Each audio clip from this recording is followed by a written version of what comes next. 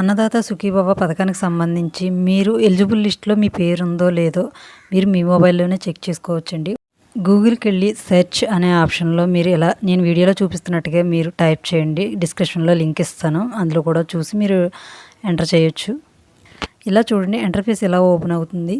అలాగే ఇక్కడ yellow colour box ఉంది కదండి, సో నేను కిందకి స్క్రోల్ చేస్తున్నాను. పైన వచ్చేసి స్టార్టింగ్లోనే ఎల్లో కలర్ బాక్స్లో నో యువర్ స్టేటస్ అని ఉంది కదండి, సో దానిపై క్లిక్ చేస్తే క్లిక్ చేయగానే ఇలా రావడం జరుగుతుందండి. ఆధార్ చూపిస్తుంది, ఆధార్ నెంబర్ ఎంటర్ చేయాలి. అలాగే కింద వచ్చేసి క్యాప్చా ఎంటర్ చేయాలి. ఆధార్ బాక్స్లో నా ఆధార్ నెంబర్తో ఎంటర్ చేసి చూపిస్తున్నానండి మీకు. అక్కడ ఆధార్ నెంబర్ ఎంటర్ చేశాను నాది. అలాగే క్యాప్చా అంటే కింద చూడండి 7EEE3MAM4 ఇలా ఎల్లో కలర్ లెటర్స్ ఉన్నాయి కదండి, ఆ బాక్స్లో ఉన్నట్టుగానే సేమ్ అలాగే ఎంటర్ చేయాలి. నెంబర్స్ అయితే ఎంటర్ చేసేస్తారు ఈజీగా. ఆల్ఫాబెట్స్ అంటే ABCD ఇవి వచ్చేసి కొంచెం సేమ్ అందులో క్యాపిటల్ లెటర్స్లో ఉంటాయండి, క్యాపిటల్ లెటర్స్లోనే ఎంటర్ చేయాలి సేమ్ ఎలా ఉంటే అలాగా. సో అలా ఎంటర్ చేసిన వెంటనే మీరు సెర్చ్ అనే బాక్స్ ఉంది కదా కింద గ్రీన్ కలర్లో, సెర్చ్ బాక్స్పై సెర్చ్ ఆప్షన్పై మీరు క్లిక్ చేయాలి.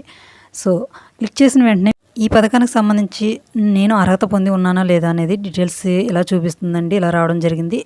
స్టేటస్లో ఎలిజిబుల్ అని ఉంది. అలాగే రీమార్క్స్ ఏమీ లేవండి. ఈకేవైసీ కంప్లీటెడ్ అని ఉంది. నేను ఈ పథకానికి ఎలిజిబుల్ అయ్యానండి. అలాగే మీరు కూడా మీ మొబైల్లో ఇలాగే చెక్ చేసుకోండి. ఏమైనా డౌట్స్ ఉంటే ఈ పథకానికి సంబంధించి కామెంట్ చేయండి. మీకు క్లారిటీగా చెప్పానని అనుకుంటున్నానండి. ఇన్ఫర్మేషన్ ఇస్తే వీడియో లైక్ చేయండి, సబ్స్క్రైబ్ చేసుకోండి. Thank you.